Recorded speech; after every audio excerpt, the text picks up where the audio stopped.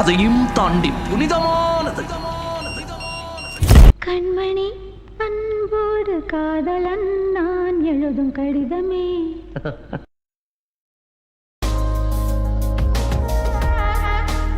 അങ്ങനെ നമ്മൾ കാന്തല്ലൂർ കാഴ്ചകളൊക്കെ കണ്ട ശേഷം നമ്മൾ കൊടൈക്കനാലിന് പോകട്ടോ. അപ്പോൾ ഈ കാണുന്ന റൂട്ട് എന്ന് പറഞ്ഞാൽ ഉടുമൽപേട്ട് കൂടി പഴനി റൂട്ടാണ്.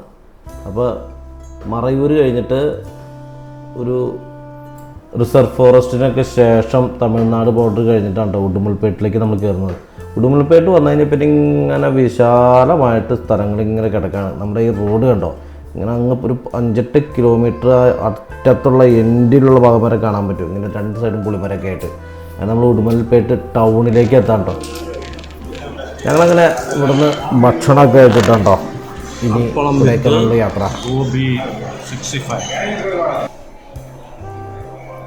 ഇത് പഴനി റൂട്ടാണ്. പഴനി അമ്പലം ആണ് കാണുന്നത് കേട്ടോ. അവിടെ അങ്ങകലെ മലയുടെ മുകളിലാണ്. അപ്പോൾ ഈ മലയുടെ ഒരു ഭാഗത്തുള്ള ഹൈവേക്കിടെയാണ് ഞങ്ങൾ കൊടൈക്കനാൽ പോകുന്നത്. കൊടൈക്കനാൽ റൂട്ടിലേക്ക് കയറി കഴിഞ്ഞാൽ പിന്നെ ഇങ്ങനെ ഹിൽ ഏരിയയാണ്, ഹൈ റേഞ്ച് ഏരിയയാണ്. അപ്പോൾ അവിടേക്ക് അറിയാലോ, റോഡ് ഭയങ്കര ഇടുങ്ങിയ റോഡാണ്. കൃത്യം 2 വണ്ടി കഷ്ടി പോകുന്ന ഒരു റോഡാട്ടോ. അതും 2 വലിയ വണ്ടി വന്നാൽ പറയാൻ വേണ്ട. അപ്പോൾ അവിടെ ഭയങ്കര ട്രാഫിക് ബ്ലോക്ക് വരും. ഇപ്പോൾ ഇവിടെ കണ്ടോ, നമ്മൾ കുറേ നേരമായിട്ട് ആ ഒരു ലോറീനെ ഫോളോ ചെയ്ത് ഇങ്ങനെ പോയിക്കൊണ്ടിരിക്കുകയാണ്. 2 കാറ് തന്നെ കഷ്ടിയാണ് കടന്നു പോകുന്നത്. അതുകൊണ്ട് നമുക്ക് ഓവർ സ്പീഡോ കാര്യങ്ങളോ എടുക്കാൻ പറ്റില്ല. ഈ വഴി എന്ന് പറഞ്ഞാൽ ഹെയർ പിന്നും ഇതൊക്കെ ഉള്ള വഴി ആയതുകൊണ്ട് ഓവർ സ്പീഡ് എടുക്കാൻ പറ്റില്ല. പിന്നെ പ്രത്യേകിച്ച് ഇത്ര വലിയൊരു വണ്ടി ഫ്രണ്ടിൽ കയറി കഴിഞ്ഞാൽ പിന്നെ അവരെ ഇങ്ങനെ ഫോളോ ചെയ്ത് പോകാൻ നോക്കത്തുള്ളൂ. ഓവർടേക്കിങ് ഒട്ടും സാധ്യമാകാത്തൊരു വഴിയാണ്. കുറേ ദൂരത്തേക്ക് നമ്മൾ ഇങ്ങനെ ഈ വണ്ടിയുടെ സ്പീഡ് അനുസരിച്ച് അതിനെ ഫോളോ ചെയ്ത് ഇങ്ങനെ പോകേണ്ടി. ഇപ്പോൾ ഒരു 2 വീലറുകാരൻ തന്നെ കണ്ടില്ലേ, എത്രയോ നേരം കിലോമീറ്റർ ആയ ആൾ ആ വണ്ടി ഇങ്ങനെ ഫോളോ ചെയ്ത് പോകണം. അങ്ങനെ നമ്മൾ പോയി കുറച്ച് കഴിഞ്ഞാൽ നമ്മുടെ മലയിടുക്കുകളും അതിൻ്റെ താഴ്വരകളൊക്കെ സ്റ്റാർട്ട് ചെയ്യാൻ കേട്ടോ. ഈ കൊടൈക്കനാലിൻ്റെ ഒരു ഇതറിയാലോ, കൊക്കകളുടെ പർദീസയാണ്. ശരിക്കും പറഞ്ഞാൽ പലരും പറയുന്നത് ഇവിടെ വന്നു കഴിഞ്ഞാൽ സൂയിസൈഡ് ചെയ്യാൻ തോന്നാത്തവനും ഈ കൊക്ക കാണുമ്പോൾ ഒന്നെടുത്ത് ചാടിയാലോ എന്ന് തോന്നിപ്പോകുന്നു പറയണ അത്രയും മനോഹരമായ കൊക്കകളുള്ളൊരു സ്ഥലമാണ്. അപ്പോൾ അവിടെ നമ്മൾ ഫസ്റ്റ് കയറി വരുമ്പോൾ നമ്മൾ സിൽവർ കാസ്കേഡ് എന്ന് പറഞ്ഞൊരു ചെറിയ വെള്ളി നൂല് പോലത്തെ ഒരു വെള്ളച്ചാട്ടത്തിൻ്റെ അവിടേക്ക് ഉണ്ട്. അപ്പോൾ അവിടെ കുറച്ച് ഈ ടൂറിസ്റ്റുകളെ അട്രാക്ട് ചെയ്യാനായിട്ട് ഒരുപാട് സാധനങ്ങളും ഫുഡ് ഐറ്റംസും സ്ട്രീറ്റ് ഷോപ്പിംഗ് നടത്താൻ പറ്റിയ കുറേ കടകളും കാര്യങ്ങളൊക്കെ ഉണ്ട് കേട്ടോ. അത് കുറച്ച് റഷായിട്ടുള്ള ഏരിയയാണ്. അപ്പോൾ അതെ നമ്മളിവിടെ ബോർഡ് വെച്ചിട്ടുണ്ട്, സിൽവർ കാസ്കേഡ് പാർക്ക്. അപ്പോൾ ഈ പാർക്ക് ഇവിടെ വരാനുള്ള മെയിൻ കാരണം അവിടെ ഒരു ചെറിയ വെള്ളച്ചാട്ടമുണ്ട്. ചെറുതല്ല, നല്ല വലിയ വെള്ളച്ചാട്ടം തന്നെയാണ്. പക്ഷേ ഇപ്പോൾ അവിടെ വെള്ളം വളരെ കുറവായതുകൊണ്ട് ഒരു നൂല് പോലെ മുകളിൽ ഇതിങ്ങനെ വരണ ഇത് മാത്രമേ നമുക്ക് കാണാൻ പറ്റുള്ളൂ. അത് നല്ല മഴക്കാലത്ത് നല്ല സീസണിലൊക്കെ വരുമ്പോൾ അതിങ്ങനെ ഹെവി ഒരു വെള്ളച്ചാട്ടമായിരിക്കും. അതുകൊണ്ടാണ് ഇത്ര അകലെ വരെ ഈ ബാരിക്കേഡ് പോലെ കെട്ടിയിട്ട് സംരക്ഷിച്ചേക്കുന്നത് കേട്ടോ. അപ്പോൾ ഇവിടെ ഇപ്പോൾ കുറേ ടൂറിസ്റ്റുകൾ വന്നിട്ടുണ്ട്. ഇത് പ്രത്യേകിച്ച് വെക്കേഷൻ ടൈം ആയതുകൊണ്ടുള്ള തിരക്കാണിട്ടത്. ശരിക്കും സീസണൽ ടൈമിലാണ് ഇവിടെ മനോഹരമായ ആ വെള്ളച്ചാട്ടം നിറഞ്ഞൊഴുകുന്നത് കാണാൻ പറ്റുള്ളൂ. അങ്ങനെ ഞങ്ങൾ ആ കാഴ്ചകളൊക്കെ കണ്ടിട്ട് ഇവിടുന്ന് നേരെ പിന്നെ പോകുന്നത് നമ്മൾ കൊടൈക്കനാൽ ഹൈറ്റിലേക്കാണ്. ഈ റോഡിന് തൊട്ട് മുമ്പ് ഒരു ചെക്ക് പോസ്റ്റ് ഇട്ട് ഇത് കഴിഞ്ഞിട്ട് ഇവിടെ നിന്ന് ഇങ്ങനെ വളഞ്ഞ് കയറിയാണ് നമ്മുടെ കൊടൈക്കനാൽ ഹൈറ്റിലേക്ക് പോകുന്നത്. ഇവിടെ തുടങ്ങി കാഴ്ചകൾ ആരംഭിക്കുകയാണ്. ഇത് ഫസ്റ്റ് ഒരു വ്യൂ പോയിൻ്റ് എന്ന് വേണമെങ്കിൽ പറയാം. ഇത് കഴിഞ്ഞ് നമ്മൾ നേരെ മുകളിൽ ചെന്നിട്ട് റൂം എടുക്കുകയാണ് ചെയ്തത്. റൂം എടുത്തതിന് ശേഷമാണ് ഞങ്ങൾ മറ്റുള്ള കാഴ്ചകളിലേക്ക് ലേക്കിലേക്കൊക്കെ പോയത് കേട്ടോ. അപ്പോൾ നല്ല അടിപൊളി റൂമും നല്ല വ്യൂ ഒക്കെ ഉള്ള റൂം നമുക്ക് കിട്ടി. 1200 രൂപ നമുക്ക് ആയുള്ളൂ. ഞങ്ങൾ 3 പേർക്ക് ഒരു ചെറിയ റൂം, പക്ഷേ നല്ല വൃത്തിയും നല്ല വ്യൂ ഒക്കെ ഉള്ള ഒരു റൂം 1200 രൂപയ്ക്ക് കിട്ടി എന്നുള്ളത് ഭാഗ്യം കേട്ടോ. സീസൺ ടൈമിലൊക്കെ അങ്ങനെ കിട്ടില്ല ഇവിടെ. അങ്ങനെ ഞങ്ങൾ അവിടുന്ന് നേരെ പോയത് അവിടുത്തെ പ്രശസ്തമായ കൊടൈക്കനാൽ ലേക്കിലേക്കാണ് കേട്ടോ. ഈ തടാകക്കരയുടെ ചുറ്റുമാണ് കൂടുതൽ ടൂറിസ്റ്റുകൾ വന്ന് ഇങ്ങനെ കറങ്ങി നടക്കുന്നത്. കുറേ പേര് നടക്കും, ഇതുപോലെ കുതിരപ്പുറത്ത് കയറിയിട്ട് പോകും. പിന്നെ ഈ ലേക്കിൽ ബോട്ടിംഗ് ഉണ്ട്.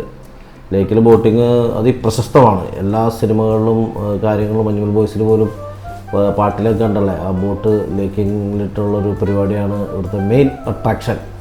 ഇതിനോട് ചേർന്ന് തന്നെ ഷോപ്പിംഗ് സ്ട്രീറ്റൊക്കെ ഉണ്ട് കേട്ടോ. അപ്പോൾ അതും ഇവിടെ ഒരു തിരക്കുള്ള ഒരു ടൂറിസ്റ്റ് ഏരിയയാണ്. ഇവിടെ ഒരുപാട് ഉത്തരേന്ത്യക്കാർ വന്നിട്ടുണ്ട് കേട്ടോ. ഞാനിപ്പോൾ നമ്മൾ ഫോറിനേഴ്സൊന്നും ഇല്ലാതെ തന്നെ പറയാം, കൂടുതലും ഉത്തരേന്ത്യക്കാരും മലയാളീസുമാണ്. പിന്നെ തമിഴ്നാടാണെങ്കിലും തമിഴന്മാർ വളരെ കുറവാണ് ടൂറിസ്റ്റുകളായിട്ടുണ്ടോ. അപ്പോൾ ഇതിനോട് ചേർന്ന് തന്നെ 70 സിനിമാസ്, പിന്നെ കുറേ ആക്ടിവിറ്റീസൊക്കെ കുട്ടികൾക്കുള്ള ആക്ടിവിറ്റീസൊക്കെ നടത്തുന്ന സ്ഥലങ്ങളൊക്കെ ഉണ്ട്. കൂടുതൽ ആൾക്കാർ കുതിരപ്പുറത്ത് തന്നെയാണ്. പിള്ളേരൊക്കെ വന്നു കഴിഞ്ഞാൽ കുതിരപ്പുറത്ത് ഫോട്ടോ എടുക്കുകയും ചെയ്യും. അപ്പോൾ നമ്മളിപ്പോൾ കരേക്കടെ കുറച്ച് അങ്ങോട്ട് നടക്കാമെന്ന് വിചാരിച്ചാൽ കണ്ടോ. അതിന് ശേഷം നമ്മൾ ഷോപ്പിംഗ് സ്ട്രീറ്റിലേക്ക് കയറും. അപ്പോൾ ആദ്യം തന്നെ ഈ കുതിരകളുടെ ഭംഗിയും ഇതൊക്കെ ആസ്വദിച്ച് കുറച്ച് നേരം ഇതിലൂടെ നടക്കാതെ തീരുമാനിച്ചേക്കാണ്. അതിസുന്ദരനായ കുതിരകളാട്ടോ, നല്ല രസമുണ്ട്. കണ്ടതിനെ കയറി ഇരുന്നൊരു ഫോട്ടോ എടുക്കാൻ തോന്നുന്നു. അതുപോലെയാണ് ജനത്തിരക്കെന്ന് പറഞ്ഞാൽ ഒരു രക്ഷയില്ല, നടക്കാൻ പോലും പറ്റാത്ത രീതിയിൽ ഫുട്പാത്തിലൊക്കെ ആൾക്കാർ നിറഞ്ഞു നിൽക്കാൻ കേട്ടോ. അപ്പോൾ ഇവിടുന്ന് നമുക്ക് ഇനി ഈ തിരക്കിൻ്റെ ഇടയ്ക്കൂടെ ഫുട്പാത്തിക്കൂടെ നടക്കൽ സാധിക്കില്ല എന്നുള്ള നഗ്നസത്യം ഞങ്ങൾ മനസ്സിലാക്കി. അപ്പോൾ ഞങ്ങൾ ഈ ലേക്കിൻ്റെ സൗന്ദര്യമൊക്കെ ഈ അസ്തമയ സമയത്ത് ഒരു പ്രത്യേക രസമാണ് കാണാനായിട്ട്. അപ്പോൾ ആ കാഴ്ചകൾ കണ്ടിട്ട് ഞങ്ങൾ ഷോപ്പിംഗ് നടത്താൻ നമ്മളൊന്നും മേടിക്കല്ല, ഈ ഷോപ്പിംഗ് സ്ട്രീറ്റിലൂടെ നടന്ന് കാഴ്ചകൾ കാണാമെന്ന് വിചാരിച്ചു. കാരണം ഈ ഫുട്പാത്തിൽ ഇപ്പോൾ ഭയങ്കര റഷാണ്.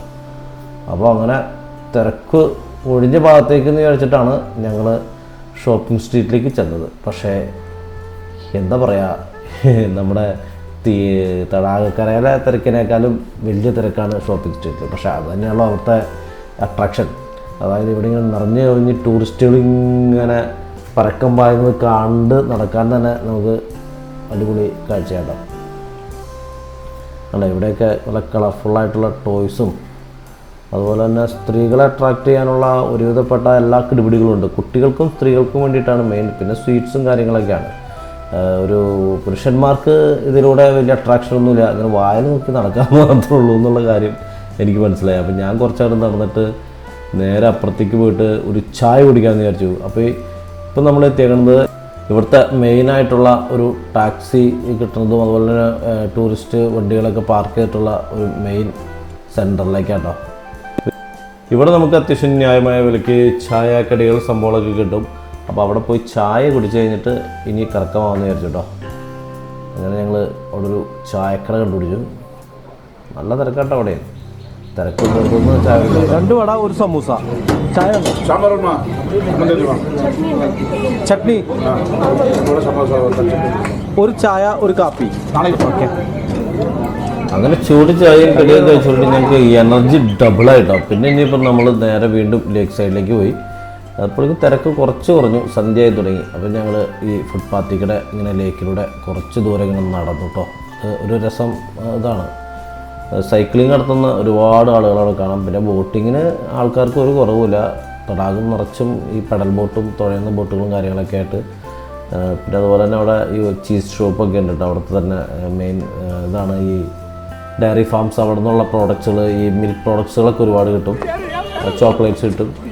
അങ്ങനെ ഞങ്ങൾ പോകുമ്പോൾ കുറച്ച് ചെറുപ്പക്കാരെ പിന്നെ അടിയാണെന്ന് വിചാരിച്ച് പേടിച്ച് നിൽക്കുമ്പോൾ അവർ കളിക്കണമെന്നുണ്ടോ. ഒരുത്തനെ തടാകത്തിൻ്റെ മതിലിൻ്റെ അപ്പുറത്ത് ഇട്ടിട്ട് അവർ തിരിച്ച് കയറ്റാൻ സമ്മതിക്കില്ല. ഈ കാണുന്നൊരു പ്രേതാലയം പോലത്തെ ഒരു സ്ഥലം കണ്ടോ. ഇത് ആർക്കും കണ്ടുപരിചയമുണ്ടോയെന്ന് അറിയില്ല. ഇത് സിനിമ ഷൂട്ടിങ്ങൊക്കെ നടന്നുകൊണ്ടിരുന്ന ഒരു സ്ഥലം കേട്ടോ. ഞാൻ വെൽക്കം ടു കൊടൈക്കനാൽ സിനിമയിലെ പാട്ട് സീനൊക്കെ എടുത്തേക്കുന്ന സ്ഥലമാണത്. പക്ഷെ ഇപ്പോൾ അതിങ്ങനെ പൂട്ടിയിട്ടേക്കണം, അവിടേക്ക് ആരും കയറ്റണമെന്നില്ല കേട്ടോ. അപ്പോൾ അതിൻ്റെ ഓപ്പോസിറ്റ് ആ തടാകത്തിലായിട്ട് അടിപൊളി ഒരു കാഴ്ചയായിട്ട് കേട്ടോ. വേറെ നല്ല ഒരു ചെറിയ ഒരു ഹട്ട് എന്നല്ല, ഒരു ചെറിയൊരു വീട്. അത് വെള്ളത്തിലേക്ക് ഇങ്ങനെ ഇറങ്ങി അതിങ്ങനെ സിനിമ ഷൂട്ടിങ്ങിനൊക്കെ പറ്റിയൊരു സ്ഥലം പോലെ ഇങ്ങനെ അവിടെ നിൽക്കുന്നുണ്ട് കേട്ടോ. അത് മനോഹരമായ കാഴ്ചയാണ്. ആ വീടിൻ്റെ ഒരു ഭംഗിയുണ്ടോ തടാകത്തിൻ്റെ കരയിൽ, അത് ഗംഭീരമായൊരു കാഴ്ചയാട്ടോ. ഇങ്ങനെ ഈ തടാകക്കരയുടെ ചുറ്റും ഒരുപാട് കാഴ്ചകളുണ്ട് കേട്ടോ. ശരിക്കും പറഞ്ഞാൽ ഒരു കാലത്ത് തമിഴ് സിനിമകളുടെയും മലയാള സിനിമകളുടെയൊക്കെ രീതിയിലായിരുന്നു കൊടൈക്കനാൽ അല്ലെങ്കിൽ കൊടൈക്കനാൽ പാട്ട് സീനുകളൊക്കെ എടുക്കാനൊക്കെ വരുന്നത്. രാത്രിയായി കഴിഞ്ഞ് കഴിഞ്ഞാൽ ഈ വെള്ളത്തിലുള്ള റിഫ്ലക്ഷൻ കൂടി ആകുമ്പോൾ ഈ ലൈറ്റിങ്ങും കാര്യങ്ങളൊക്കെ വരുമ്പോൾ തന്നെ ബിൽഡിങ്ങൊക്കെ ഇങ്ങനെ തിളങ്ങി നിൽക്കുമ്പോൾ ഈ തടാകത്തിലേക്ക് നോക്കി നിൽക്കാൻ പ്രത്യേക വൈബാട്ടോ. അങ്ങനെ അന്ന് ഞങ്ങൾ രാത്രി ഈ തടാകത്തിൻ്റെ കരയക്കട ഇങ്ങനെ കറങ്ങി ഷോപ്പിംഗ് സ്ട്രീറ്റുകളൊക്കെ ഇങ്ങനെ നടന്ന്, അതിൻ്റെ ചുറ്റും ഒരുപാട് ഷോപ്പിംഗ് സ്ട്രീറ്റുകളുണ്ട് കേട്ടോ. എല്ലായിടത്തും അത്യാവശ്യം റഷാണ്. പിന്നെ കുറേയൊക്കെ അടഞ്ഞും കിടക്കുന്നുണ്ട് കേട്ടോ, കാരണം സീസൺ ആവണുള്ളൂ. എന്നാലും അവിടെ അത്യാവശ്യം ഉത്തരേന്ത്യക്കാരുടെ ഒരു തിരക്ക് നമുക്ക് കാണാം കേട്ടോ. ഉത്തരേന്ത്യക്കാർ മാത്രമാണ് അവിടെ ശരിക്കും പറഞ്ഞാൽ ഈ കാശ് മുടക്കുന്ന ഒരു ടൂറിസ്റ്റുകൾ എന്ന് വേണമെങ്കിൽ പറയാം. അവരൊന്നും നോക്കാത്ത എല്ലാ കടകളിലും ഇങ്ങനെ സാധനങ്ങൾ മേടിക്കുകയും ഷോപ്പ് ചെയ്യുകയും അതിൻ്റെ ഒരു ബഹളവും തിരക്കൊക്കെ നമുക്കവിടെ കാണാം കേട്ടോ. നമ്മൾ ജസ്റ്റ് ഇങ്ങനെ കണ്ടുപോകുന്ന അല്പന്മാരായിട്ടുള്ള ടൂറിസ്റ്റുകളാണല്ലോ. ഒരു സാധനം മേടിക്കില്ലല്ലോ, പൈസ ഇറക്കാനായിട്ട് നമുക്ക് ഇച്ചിരി കൈ പൊള്ളുന്ന ആൾക്കാരാണ്, പ്രത്യേകിച്ച് ഞാനൊക്കെ ഉണ്ട്. അപ്പം ഞാനൊക്കെ ഇങ്ങനെ കണ്ട് കാഴ്ചകൾ കണ്ട് ഇങ്ങനെ പോവുക എന്നുള്ളതാണ് നമ്മുടെ ലക്ഷ്യം. അല്ലാതെ ഷോപ്പിംഗ് എന്നുള്ളത് നമ്മുടെ മനസ്സിൽ അത് കാണുക എന്നുള്ളത് മാത്രമേ ഉള്ളൂ. എന്നാലും അവിടെ ഒരുപാട് പേര് ഷോപ്പിംഗ് നടത്തുന്നുണ്ട്, സ്വീറ്റ്സും കാര്യങ്ങളൊക്കെ ഉണ്ട് കേട്ടോ. അങ്ങനെ ഞങ്ങൾ അന്നത്തെ രാത്രിയിലത്തെ പരിപാടി കഴിഞ്ഞിട്ട് പിറ്റേ ദിവസം ഈ ലേക്കിൻ്റെ അവിടെ നിന്ന് നമുക്ക് ഒരു ഈ ലൊക്കേഷനുകളിലേക്ക്, അതായത് അവിടുത്തെ കൊടൈക്കനാലിലെ മെയിൻ കാഴ്ചകളിലേക്കുള്ള ഒരു യാത്രയാണ്. ഈ പൈൻ ഫോറസ്റ്റിൻ്റെ അവിടേക്കും ഗുണ കേവിലേക്കും, അതുകൂടാതെ അതിൻ്റെ പില്ലർ റോക്ക്, മറ്റേ ടിൻ പില്ലർ റോക്ക് എന്ന് പറയുന്ന ഒരു സംഭവമൊക്കെ ഉണ്ടല്ലോ, അവിടേക്കൊക്കെയുള്ള യാത്രയാണ്. അപ്പോൾ ഞങ്ങൾ ഇന്ന് കാലത്താണ് മെയിനായിട്ട് കൊടൈക്കനാലിലെ കാഴ്ചകളിലേക്ക് പോകുന്നത് കേട്ടോ. അപ്പോൾ ഇങ്ങനെ വഴിക്ക് പോകുമ്പോൾ തന്നെ വണ്ടി ഓടിച്ച് പോകുന്നത് തന്നെ ഒരു വല്ലാത്ത വൈബാണ്. അപ്പോൾ ഞങ്ങളിപ്പോൾ ഹോട്ടൽ റൂമിൻ്റെ അവിടെ താഴെ ഇറങ്ങി സിൽവർ കാസ്കറ്റിൻ്റെ അവിടെ പോയിട്ട് തിരിച്ച് കയറി വരുന്ന വഴിയാട്ടോ. ഇവിടെ ഇങ്ങനെ പോകുന്ന സമയത്ത് ഇങ്ങനെ മുകളിലായിട്ട് ഇങ്ങനെ വീടുകൾ കണ്ടാക്കുക. ഇത് കൊടൈക്കനാലിൻ്റെ ഒരു പ്രത്യേക അട്രാക്ഷനുള്ളൊരു സ്ഥലമാണ് കേട്ടോ. എന്താ വെച്ച് കഴിഞ്ഞാൽ നമ്മൾ ഈ മണാലിയിലോ അല്ലെങ്കിൽ ഷിംല അങ്ങനെയുള്ള സ്ഥലങ്ങളിലാണ് ഇങ്ങനത്തെയുള്ള ബിൽഡിംഗ് സെറ്റപ്പുകൾ കാണുള്ളൂ. അത് പിന്നെ കൊടൈക്കനാലിലുണ്ട് ഞാൻ കണ്ടേക്കുന്നത്. ഇപ്പം നമ്മൾ പിന്നെ ഇപ്പോൾ വന്നേക്കുന്നത് ഇവിടുത്തെ ഒരു ടെലിസ്കോപ്പിക് വ്യൂ പോയിൻ്റ് ഉണ്ട്. അത് താഴത്തൊരു ബൈസൻ്റെ ശില്പമൊക്കെ ഉണ്ടാക്കി വെച്ചിട്ടുണ്ട് കേട്ടോ. അപ്പോൾ ഈ ടെലിസ്കോപ്പിക് വ്യൂ പോയിൻറ്റിൻ്റെ അവിടെ തന്നെ കൊക്കകളും സംഭവങ്ങളൊക്കെ ഇതിൻ്റെ മുകളിൽ നിന്ന് കഴിഞ്ഞാൽ ഭയങ്കര രസമായിട്ട് കാണാം കേട്ടോ. അപ്പോൾ അവിടെ അന്യായ തിരക്കായിട്ട് ഒരു രക്ഷയില്ല. ഇപ്പോൾ ഇവിടെ വന്നപ്പോൾ നിറച്ചും മലയാളികൾ മാത്രമേ ഉള്ളൂ. അപ്പോൾ നമുക്കിതിൻ്റെ മുകളിൽ വെറുതെ കയറി നിൽക്കാമെന്ന് മാത്രമേ പറ്റുള്ളൂ. കാഴ്ചകളാണ് ഈ ആൾക്കാരെ തിരക്കൊണ്ട് കാണാൻ പറ്റില്ല. അങ്ങനെ ഞങ്ങൾ ഈ ബൈസൻ്റെ അടുത്ത് വന്ന് കുറച്ച് ഫോട്ടോ വീഡിയോ ഒക്കെ എടുത്തിട്ട് ഞങ്ങൾ അവിടെ നിന്ന് നേരെ പൈൻ ഫോറസ്റ്റിൻ്റെ അവിടേക്ക് പോയിട്ടോ. റോഡ് നിറച്ചും വണ്ടികളായിട്ട് മരുങ്ങ് തിരിയാൻ പറ്റാത്ത രീതിയിൽ ട്രാഫിക് ബ്ലോക്ക് ആണെങ്കിലും പൈൻ ഫോറസ്റ്റ് ഒരുപാട് വിശാലമായിട്ട് കിടക്കുന്നതുകൊണ്ട് തന്നെ അതിൻ്റെ അകത്ത് വലിയ തിരക്കൊന്നും തോന്നുന്നില്ല. കാരണം ഈ വണ്ടിയിൽ വന്ന ആൾക്കാരൊക്കെ ആ പൈൻ ഫോറസ്റ്റിലേക്ക് ചെന്നിട്ടുണ്ട്. പക്ഷേ പൈൻ ഫോറസ്റ്റ് ഇങ്ങനെ വീണ്ടും നിന്നത് കിടക്കാണല്ലോ. അപ്പോൾ എത്ര പേരവിടെ വന്ന് നിന്നാലും ഒരു തിരക്കും ഫീൽ ചെയ്യില്ല. അത് അടിപൊളി കാഴ്ചയുണ്ട്. നമ്മുടെ ചിത്രം സിനിമയിലൊക്കെ ഈ പാട്ടിൻ്റെ ഇടയിൽ ഞോടിയെടുക്കുന്ന ആ ഒരു സംഭവം ഉണ്ടല്ലോ, അതുപോലത്തെ സ്ഥലമാണ് ഇവിടെ. ഇത് ഒരുപാട് സ്ഥലത്ത് നമ്മൾ കണ്ടിട്ടുണ്ട്. നമ്മുടെ വാഗമൺ പോയാലും അല്ലെങ്കിൽ ഊട്ടി എവിടെ പോയാലും പൈൻ ഫോറസ്റ്റ് പോകണം. പക്ഷേ ഇതുപോലെ വിശാലമായിട്ട് അത് കൊടൈക്കനാലിൻ്റെ ഒരു പ്രത്യേകതയാണ്. അതൊരു ഗംഭീര കാഴ്ച തന്നെയാണ്. അത് ഒരേ ഹൈറ്റിലും ഒരേ അകലത്തിലും ഒരേ ഇതിലും ഇങ്ങനെ വെർട്ടിക്കൽ ആയിട്ട് ട്രീഡ് ഇങ്ങനെ തിങ്ങി നിറഞ്ഞ് നിൽക്കണ പോലെ തോന്നും. പക്ഷേ ഭയങ്കര അകലത്തിലാണ് ഈ മരങ്ങൾ നിൽക്കുന്നത് കേട്ടോ. അവിടെയുണ്ട് കുതിരസവാരി. കുതിരകൾ എല്ലായിടത്തും ഇങ്ങനെ അണ്ണന്മാരെ കൊണ്ട് നിർത്തിയിട്ടുണ്ട് കേട്ടോ, ഫോട്ടോ എടുക്കാനും സവാരി നടത്താനും. സവാരി നടത്താന്ന് വെച്ച് കഴിഞ്ഞാൽ ഇങ്ങനെ കുണുങ്ങി പോകുന്നതല്ലാണ്ട് ഓടാനൊന്നും പറ്റില്ല കേട്ടോ. ഇവിടെ ഈ മരങ്ങളുടെ ഇടയ്ക്കിടെയുള്ളൊരു വ്യൂ എന്ന് പറഞ്ഞാൽ അതിമനോഹരമായൊരു വ്യൂ കേട്ടോ. അപ്പോൾ അതിങ്ങനെ കാണുന്ന തന്നെ കണ്ണിന് പ്രത്യേക ഒരു ഇതാണ്. അങ്ങനെ ഞങ്ങൾ പൈൻ ഫോറസ്റ്റിലെ കാഴ്ചകൾ കണ്ട ശേഷം അവിടുന്ന് നേരെ പോണത് നമ്മുടെ ഗുണ കേവിലേക്കാണ് കേട്ടോ. ഗുണ കേവിനെ കുറിച്ച് ഞാൻ പ്രത്യേകിച്ചൊന്നും പറയണ്ടല്ലോ. ഇപ്പോൾ മഞ്ഞുൽ ബോയ്സ് തമിഴ്നാട്ടിലടക്കം ഇത്ര ഹിറ്റായ ഓടിയ ശേഷം ഈ ഗുണ കേവ് കാണാൻ തന്നെ കൊടൈക്കനാലിലേക്ക് ഒരു പറ്റം സഞ്ചാരികൾ വരുന്നുണ്ട്. അപ്പോൾ ആ ഒരു സമയത്താണ് കേട്ടോ ഞാനിവിടെ എത്തുന്നത്. അതുകൊണ്ട് ഈ ഗുണ കേവിൽ ഇപ്പോൾ വന്നേക്കണ ഈ തിരക്ക് ആ സിനിമയുടെ ഒരു ഇമ്പാക്റ്റ് തന്നെയാണ്. ഗുണ സിനിമ വന്നപ്പോൾ പോലും ഇത്രയും ഇമ്പാക്റ്റ് ഇവിടെ ഉണ്ടായെന്ന് സംശയമാണ്. കാരണം അതിൽ ആ കൺമണി അൻപോട് കാതൽ എന്നുള്ള പാട്ടും അതിൻ്റെ ഒരു സംഭവമൊക്കെ വെച്ചിട്ടുള്ള റീലുകൾ ഇറങ്ങിയോടുകൂടി എല്ലാ ആളുകളും ഈ ഗുണ കേവിലേക്ക് വേണം. അവിടേക്കുള്ള റൂട്ട് നല്ല രസമാണ്. നമ്മുടെ ഈ അതിരപ്പള്ളിയിലേക്ക് ചെന്നിട്ട് നമ്മൾ മലയിലേക്ക് കയറി പോകുന്ന അല്ലെങ്കിൽ ആ വെള്ളച്ചാട്ടത്തിൻ്റെ അടുത്തേക്ക് പോകുന്ന രീതിയിലുള്ള ആ അറേഞ്ച്മെൻറ്റ്സ് തന്നെയാണ്. അവിടെ നമ്മൾ ടിക്കറ്റ് എടുത്ത് ഒരു കിലോമീറ്റർ കഷ്ടി നമ്മൾ നടന്നാലാണ് ഈ ഗുണ കേവിൻ്റെ ആ ഗുഹയുടെ അവിടേക്കൊക്കെ എത്താൻ പറ്റുള്ളൂ കേട്ടോ. ഇതിൻ്റെ സൈഡിലൊക്കെ ഇങ്ങനെ നമ്മുടെ ഇവിടുത്തെ അപ്പപ്പൂ നമ്മുടെ കമ്മ്യൂണിസ്റ്റ് വെച്ചൊക്കെ പൂത്തിക്കണ പോലത്തെ ഒരു വൈറ്റ് പൂവുണ്ട് കേട്ടോ. അതിങ്ങനെ റോഡിൻ്റെ സൈഡിലും ഇങ്ങനെ നിറഞ്ഞു നിൽക്കാട്ടോ. അതിമനോഹരമായ കാഴ്ചയാണ്. അപ്പോൾ അവിടെ നിന്ന് നമ്മൾ നേരെ കുറേ ദൂരം നടന്ന് നമ്മൾ ഗുണ കേവിൻ്റെ അവിടേക്ക് എത്താം കേട്ടോ. ഈ യൂത്തിൻ്റെ ഒരു അതിപ്രസരമാണ്. ഇങ്ങനെ ഈ ചെറുപ്പക്കാരൊക്കെ ഈ മഞ്ഞുമൽ ബോയ്സ് കണ്ടിട്ട് അതിൻ്റെ ഒരു ഇമ്പാക്റ്റ് വന്നിട്ടേ ഗ്രൂപ്പായിട്ട് വന്നെ. അപ്പോൾ അങ്ങനെ എവിടെയൊക്കെ ഗുണ കേവിൻ്റെ ബോർഡ് വെച്ചിട്ടുണ്ടോ അവിടെയൊക്കെ നിന്ന് ഫോട്ടോയ്ക്ക് പോസ്റ്റ് ചെയ്യണം.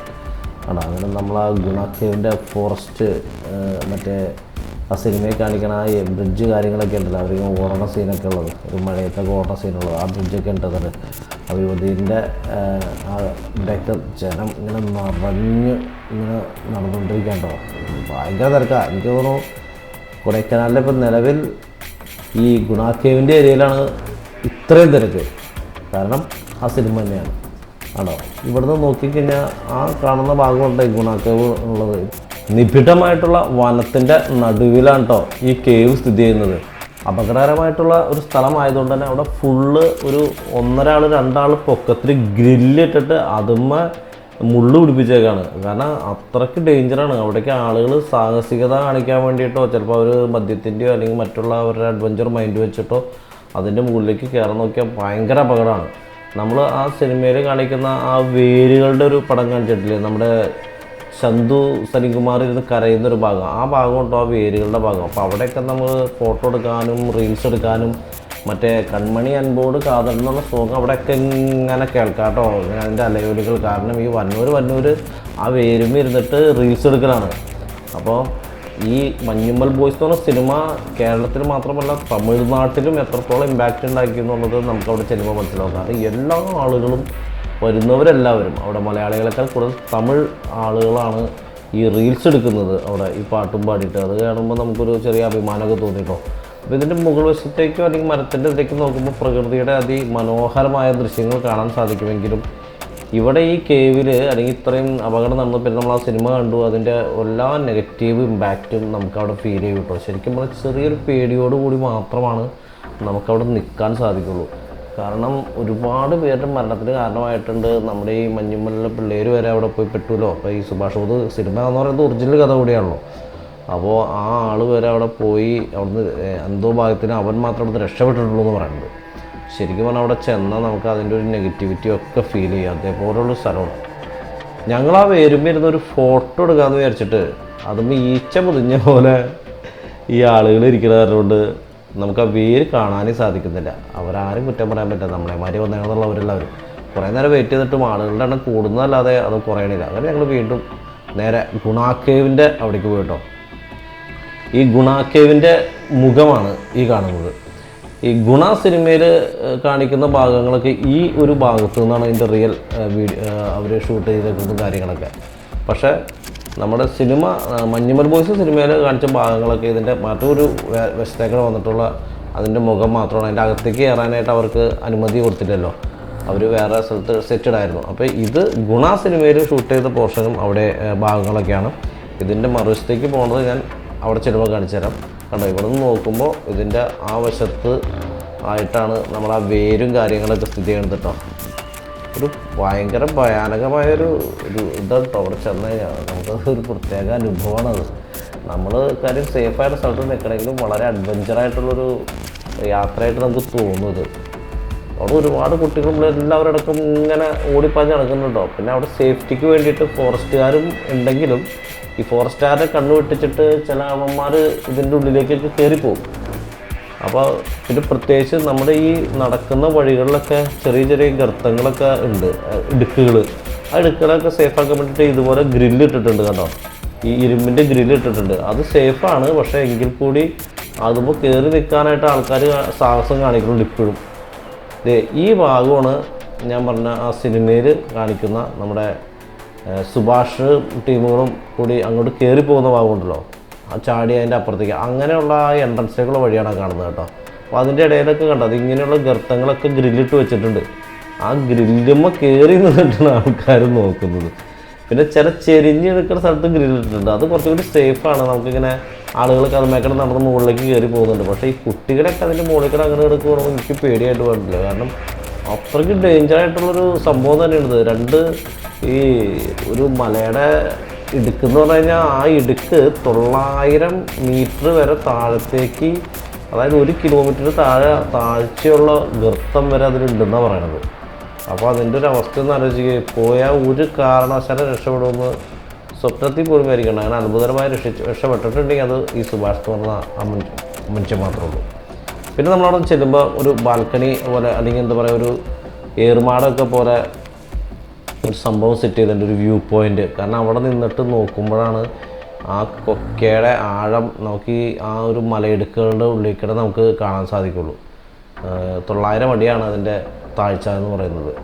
അപ്പോൾ അവിടെയുള്ള ആ വാച്ച് ടവറിൽ നിന്ന് നോക്കുമ്പോൾ സത്യം പറഞ്ഞാൽ എനിക്ക് പേടിയായിട്ട് വേണ്ടായില്ല. കാരണം 10, 20, 25 ആൾക്കോ നിൽക്കാവുന്ന ഒരു സാഹചര്യത്തിലുള്ള സ്ഥലത്ത് ഒരു 200 പേരെങ്കിലും കയറി നിൽക്കുന്നുണ്ട്. അപ്പോൾ അതിന് ചെറിയൊരു അനക്കം തട്ടിയാൽ ചിലപ്പോൾ ഞാനിപ്പോൾ ഈ കാണിക്കുന്ന വ്യൂ ഉണ്ടല്ലോ, ഈ വ്യൂവിൻ്റെ ഓപ്പോസിറ്റ് ഭാഗത്തായിട്ടാണ് ഈ പറഞ്ഞ വാച്ച് ടവർ ഈ കാണുന്നുണ്ടോ.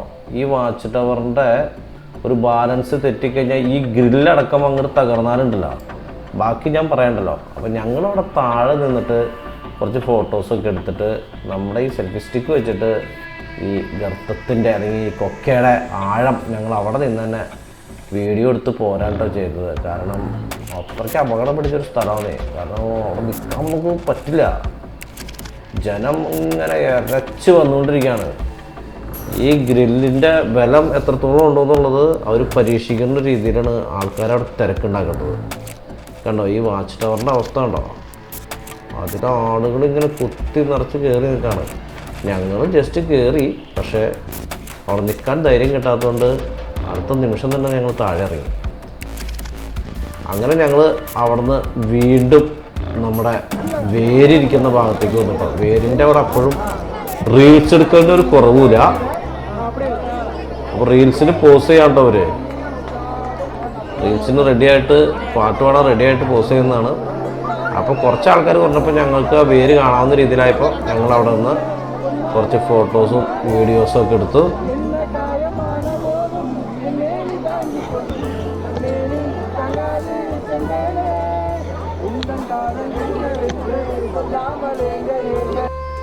കണ്ടോ പാട്ടൊക്കെ പാടി റീൽസൊക്കെ എടുത്ത് അവിടുന്ന് ആളുകൾ പോയി. ഞങ്ങളങ്ങനെ നേരെ വീണ്ടും അവിടെ നിന്ന് സഞ്ചരിച്ച് നമ്മുടെ പില്ലർ റോക്കിൻ്റെ ഭാഗത്തേക്ക് വന്നു കേട്ടോ. 2 ടിൻ ടവർ നിൽക്കണ 2 പില്ലറുകൾ ഇങ്ങനെ അടുപ്പിച്ച് നിൽക്കുന്ന ഒരു ഭാഗമുണ്ട്. അപ്പോൾ അവിടെ കുറേ ഫ്ലവർ ഇതും കടകളും കുറേ സംഭവങ്ങളൊക്കെ ഉണ്ട് കേട്ടോ ആ ജംഗ്ഷനിൽ. അപ്പോൾ ഇങ്ങനെ ഇതൊരു 1 വേ ആണ്. ഈ 1 വേക്കടെ ഇങ്ങനെ ആദ്യം നമ്മൾ പൈൻ ഫോറസ്റ്റ്, അത് കഴിഞ്ഞിട്ട് ഗുണ കേവ്, പിന്നെ ഈ പില്ലർ റോക്ക്, അങ്ങനെയാണ് കൊടൈക്കനാലിലേക്ക് തിരിച്ചെത്തുന്നത്. അപ്പോൾ ഈ ആനകളുടെ കുറച്ച് റിലീഫ് വർക്ക് അവിടെ ഉണ്ടാക്കി വെച്ചിട്ടുണ്ട്. അപ്പോൾ അതിൻ്റെ ഫ്രണ്ടിൽ നിന്ന് നോക്കിയാൽ പക്ക കാട്ടാനകൾ ഇങ്ങനെ തല ഉയർത്തി നിൽക്കുന്ന ഒരു ഫീലുണ്ട് കേട്ടോ. രസമായിട്ടുണ്ട് അവിടെ. അപ്പോൾ ഇവിടുന്ന് നോക്കിക്കഴിഞ്ഞാൽ നമുക്ക് ഈ പില്ലർ റോക്ക് കാണാം കേട്ടോ. അങ്ങകലെ 2 ടവറുകൾ നിൽക്കണ പോലെ പില്ലർ റോക്ക് അവിടെ ഇങ്ങനെ നിൽക്കുന്നത് കാണാം.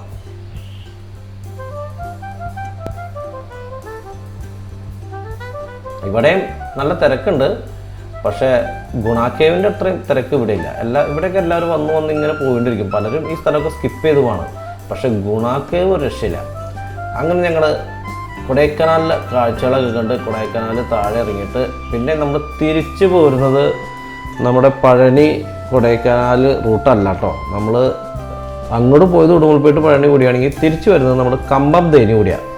അതിന് നമുക്ക് വേറൊരു ലക്ഷ്യം കൂടി ഉണ്ട്. കമ്പം തേനി വഴി നമ്മളവിടെ മേഘമല എന്ന് പറഞ്ഞിട്ടൊരു സ്ഥലമുണ്ട്. നമ്മുടെ ഒരുപാട് സിനിമ ഷൂട്ടിങ്ങൊക്കെ നടക്കുന്ന സ്ഥലമാണ്. അപ്പോൾ ആ മേഘമലയിലൊന്ന് പോകാനായിട്ട് പ്ലാനുണ്ട്. അപ്പോൾ അടുത്ത വീഡിയോയിൽ നമ്മൾ മേഘമല കേട്ടോ കാണാൻ പോകുന്നത്. ഇപ്പം നമ്മൾ പോകുന്നത് ഈ മഞ്ഞളയാർ ഡാമൊക്കെ കൂടിയാണ്. അപ്പോൾ ഡാമിൻ്റെ റിസർവോയറും കാര്യങ്ങളൊക്കെ നമുക്ക് ഈ ഇറങ്ങി വരുമ്പോൾ ഭാഗത്ത് കാണാം കേട്ടോ. അത് ഭയങ്കര ഒരു ഏരിയൽ വ്യൂ ആട്ടോ. ഭയങ്കര ബ്യൂട്ടി പ്ലേസാണ് ഇവിടെ. ഭയങ്കര സീനിക്കായിട്ടുള്ള ഒരു സ്ഥലമാണിത്. അപ്പോൾ ഇവിടെയൊക്കെ ഞങ്ങൾ കുറച്ച് നേരം സ്റ്റേ ചെയ്ത് നിന്ന് അവിടെയൊക്കെ കണ്ടു കഴിഞ്ഞിട്ടാണ് നമ്മൾ തേനിയിലേക്ക് പോയത്. തേനിയിൽ ചെന്നിട്ട് നമ്മൾ അവിടെ നേരെ മുന്തിരിപ്പാടം ഇതൊക്കെ കണ്ടിട്ട് മേഘമല തേയിലത്തോട്ടത്തിലേക്ക് പോകും. നമ്മുടെ ജയ് ഭീം സിനിമയില്ലേ, ആ സിനിമയിൽ മൂന്നാറായിട്ട് കാണിക്കുന്ന സ്ഥലമാണ് മേഘമല. ശരിക്കും മേഘമല എന്ന് പറഞ്ഞു കഴിഞ്ഞാൽ മൂന്നാറിൻ്റെ തിരക്ക് കുറഞ്ഞ ഒരു സ്ഥലം അതാണ്. അത് മൂന്നാർ കേരളത്തിലാണെങ്കിൽ മേഘമല തമിഴ്നാട്ടിലാണ്. രണ്ടും ഒരേ ഭൂപ്രകൃതി, ഒരേ സ്വഭാവമുള്ള സ്ഥലം, തേയിലത്തോട്ടങ്ങൾ. അത് അതിമനോഹര അതിഗംഭീരമായിട്ടുള്ള തേയിലത്തോട്ടങ്ങളാണ്. കാരണം ഒരേ ലെവലിൽ ഇങ്ങനെ വളർന്നു നിൽക്കുന്ന തേയിലച്ചെടികളുടെ ഹില്ലുകൾ ഈ മൂന്നാറിൻ്റെ കട്ടയ്ക്ക് നിൽക്കുന്ന ഒരു സ്ഥലമാണ് മേഘമല എന്ന് പറയാം. അപ്പോൾ അടുത്ത വീഡിയോ മേഘമലയിലാണ്. അപ്പോൾ നമ്മുടെ വീഡിയോ കണ്ടു കഴിഞ്ഞാൽ ഇഷ്ടപ്പെട്ട എല്ലാവരും ഒന്ന് ലൈക്ക് ചെയ്യുക, സപ്പോർട്ട് ചെയ്യുക, നമ്മുടെ ചാനൽ ഒന്ന് സബ്സ്ക്രൈബ് ചെയ്യുക. വീഡിയോ ഇഷ്ടപ്പെട്ടെങ്കിൽ നിങ്ങൾ ഒന്ന് മറ്റുള്ളവർക്ക് വേണ്ടി ഷെയർ ചെയ്ത് കൊടുക്കണം കേട്ടോ. നിങ്ങളുടെ അഭിപ്രായങ്ങളും കമൻറ്റ് ചെയ്യണേ. അപ്പോൾ വീഡിയോ കണ്ടതിന്